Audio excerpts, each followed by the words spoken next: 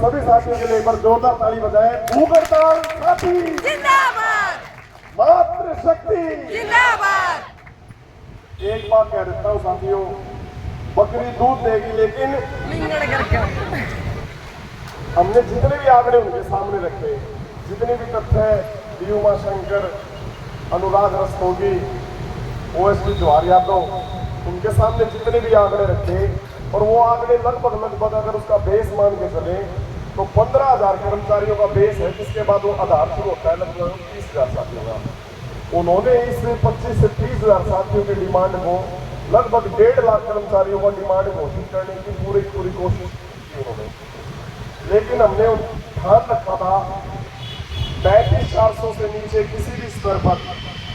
आप आलू प्याज का भाव समझ रहे हो तो ये आपकी गलतफहमी है। हम अभी इस टेबल को छोड़ देते हैं। उन्होंने कुछ समय दिया हमें कि भाई आप 15 मिनट का समय ले लो, 1 घंटे का समय ले लो, लंच के बाद आपसे बात करते हैं। लेकिन हमने उनके सामने यही चीजें रखी कि आज के दिन अगर एक उदाहरण दे रहा था मैं डीसी ऑफिस रजिस्ट्री क्लर्क का, उससे अगर एक छोटी सी भी गलती हो जाती है, दस्तावेजों में तो आपने कह दिया कि भाई डीपी क्लर्क का ये काम है,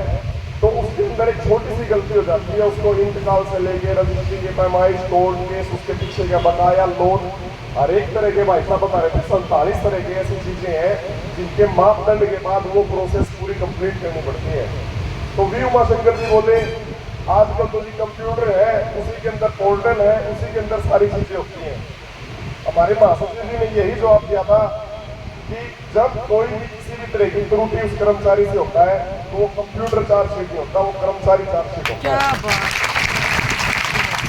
उनके पास इनका इस चीज का कोई जवाब नहीं था साथियों, उनके पास किसी भी तथ्य का कोई जवाब नहीं था। जब दूसरे पदों के साथ वेतन समीक्षा की जो तुलना की गई उसके बारे में पूछा कि स्केल टू स्केल जब आपने बढ़ाई तो बाकी चीजों के अंदर हमारे वर्ग का क्यों पीछा रखा गया। तो वही एक इंटरनेशनल मुद्दे की बात रखने लगे कि स्वास्थ्य और शिक्षा को हमें आगे रखना पड़ता है।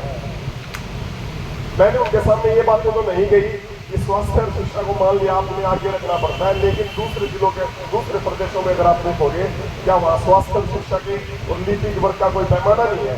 वो हर तरह से मैं आपको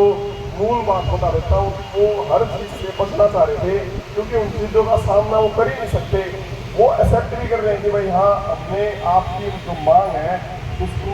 नजरअंदाज किया, जिसके कारण ये आंदोलन खड़ा हुआ, ये चीज को एक्सेप्ट करने लगे हैं। और ये आंदोलन मैं बता देता हूँ साथियों, हमने शुरू नहीं करवाया, ये सरकार ने शुरू करवाया।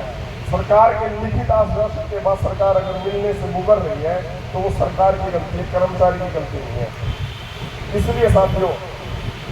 अब वो हमारे ऊपर एक साइकोलॉजिकल प्रेशर बनाने की कोशिश कर रहे हैं कि आपकी मांग जायज नहीं है, आपकी मांग 1.5 लाख कर्मचारियों की मांग है। मैंने उसी समय HRMS पोर्टल खोल के उन्हें बता दिया था कि बोर्ड निगम में इतने कर्मचारी हैं और विभागों के अंदर इतने कर्मचारी हैं, 2,65,000 इतने उसके अंदर हैं और जो अपनी बोर्ड कॉर्पोरेशन है उसके अंदर 56,000 कुछ कर्मचारी हैं। मैं बोला कि 3 लाख कर्मचारियों में से 1.5 लाख कर्मचारियों की मांग आप हमारी मांग के अंदर शामिल कर रहे हो, ये किस प्रकार से जाएगा। उसका भी उनके पास कोई जवाब नहीं था। वो ये चाह रहे थे किसी न किसी तरह से ये किसी न किसी समझौते पे आ जाए और वो बार बार ये कह रहे थे कि आप इसके अलावा कोई और मांग रखो, क्योंकि आपने ये एक ऐसी मांग रखी जिसके कारण पूरे का पूरा परिवेश बदलना पड़ेगा। मैंने कहा यही मांग हमने इसीलिए रखी क्योंकि इसी के अंदर हमारा असिस्टेंट शामिल है, इसी के अंदर डिप्टी शामिल है और इसी के अंदर हमारा सुप्रीटेंडेंट शामिल है।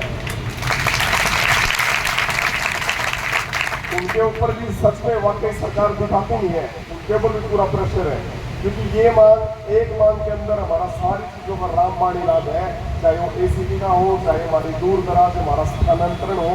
या हमारी कोई भी मानसिक दबाव का जो हम सामना कर रहे हैं, वो अगर आर्थिक स्थिति हमारी अच्छी है तो मानसिक दबाव का हम सामना कर सकते हैं। लेकिन एक जगह मानसिक दबाव भी अधिकारियों का, ऊपर से आर्थिक स्थिति भी इतनी कमजोर, तो दोनों तरह से पिसने के बाद कर्मचारी का वो बुरा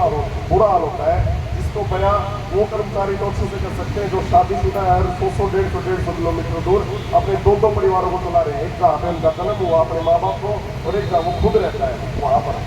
ये मूल बातें हैं साथियों, आपको मैं विश्वास दिलाना चाहता हूँ। हमने वहाँ पर अपनी 35,400 की डिमांड के अलावा कोई भी पक्ष नहीं रखा कि ये अगर आप मानते हो तो मंजूर है, अन्यथा इसके बाद हमारे पास कोई भी वार्ता का भी वो नहीं है। वो चाह रहे हैं वार्ता करना, जल्दी से जल्दी टाइम दे रहे हैं, लेकिन अगर कागजों पर अगर तथ्यों पे बात नहीं होगी और इस प्रकार बात होगी कि हमारे तो बजट के ऊपर ये खर्च पड़ेगा, तो ये वार्ताएं चाहे कितनी भी चलने विफल चुकी रहेंगी। और इसी प्रकार से वो हमारे पास जो मानसिक दबाव बनाने की कोशिश कर रहे हैं, क्योंकि हमने कह दिया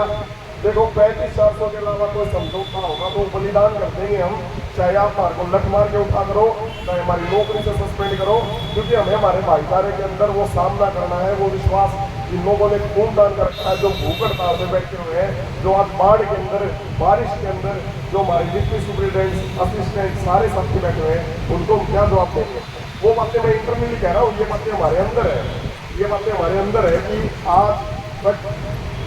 जो हरियाणा का क्लरिकल स्टाफ है, 40 सालों में किसी ने अपनी मांग को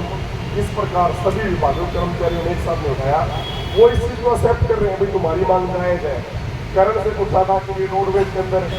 शर्मिला होता थी एजुकेशन के अंदर, तब उनसे पूछा क्लर्क क्यों हो, तो वो भी हैरान थे इस बात को। वो एक इस बात को डाइवर्ट करने की कोशिश कर रहे थे कि भाई क्यों ना हम आपकी ये मांग को पूरा करें, जिन जिन भी विभागों में प्रमोशन के पद नहीं है वहाँ पर प्रमोशन के पद सर्जित किए जाए, बनाए जाए, ताकि इनकी भी कमी दूर की जा सके। लेकिन हमने उन्हें सारी चीज़ें बता दी कि एक मांग के अंदर हमारी सारी चीज़ें समाहित हैं, इसलिए आप इधर उधर की बातें न करते हुए इस मांग की तरफ फोकस करें कि किस प्रकार नीति वर्ग का जो फेस 35-400 कलर का बनता है वो देने की कोशिश करें। साथियों, ऐसे आंदोलन जीवन में बार बार नहीं होते, आप मुझे भी देखना पड़ेगा।